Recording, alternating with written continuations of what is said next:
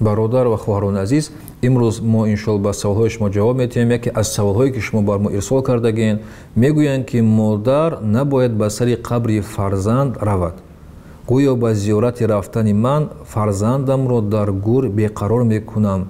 ин гуфтаҳо асос доранд ё не? Масалан, одамое ҳастанд ки модари моро ё модари бародари моро манъ мекунанд барои зиёрат рафтани фарзанд. пайғамбарамон ҳазрати Муҳаммад саллаллоҳу алайҳи ва саллам рафтани занҳоро ба қабристон аввалан манъ карда буданд, вале дар охир иҷоза доданд ба шарте ки ризогии шавҳар бошад. меъёрҳои шариат ки барои зан муайян кардааст, ривоя шуда зан амалҳои номашрӯъ анҷом надиҳад.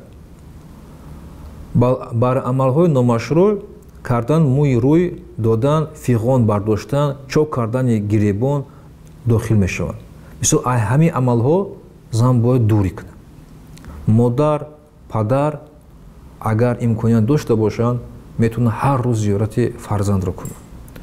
метавонанд дар хона шишта қуръон хонда дуо кунанд барои фарзандҳояшон. ин хуб аст. дуо кардан, хайр кардан, мисол хайрам кунем ё дуоам кунем аз номи фарзанди мо, иншоалло ба раҳмати худо ҳамаи савобҳо барои фарзанди мо мераванд ва фарзанди мо қабул мекунад. худо ҳамаи моро ҳидоят кунад. алҳамдулиллаҳи роббил аламин.